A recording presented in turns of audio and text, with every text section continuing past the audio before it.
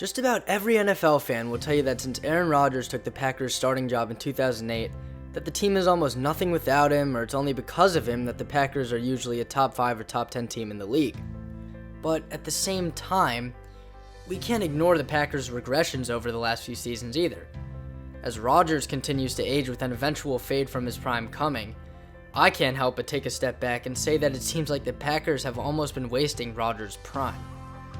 With these team struggles over the last few seasons becoming more apparent and frustration building with Rodgers in the organization, the Packers are wasting arguably the most gifted quarterback in NFL history.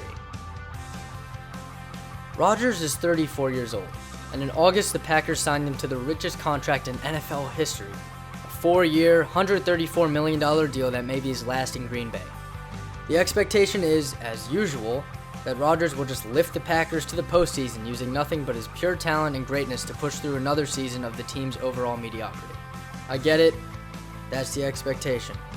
And maybe that would be fine for one season, maybe even two, but this has been evident for at least 3 or 4 now. Leaving Rodgers for a second, let's talk about head coach Mike McCarthy.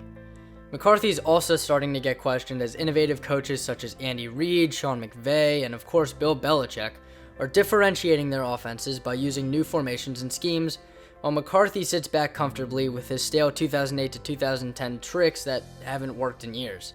While the Packers' offense would commonly rank among the top-tier teams, their perfect draft picks and rookie contracts surrounding Rodgers couldn't last them forever.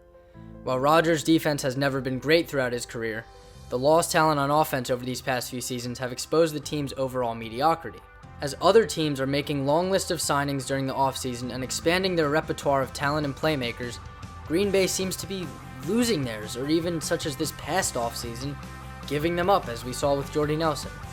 My point is, at this stage of his career, Aaron Rodgers shouldn't have to disguise Green Bay's middle-of-the-road squad into a playoff contender. Frustrations are clearly building, with Rodgers finally vocalizing some of his concerns in the offseason with the release of his close friend and one of their few playmakers, Jordy Nelson.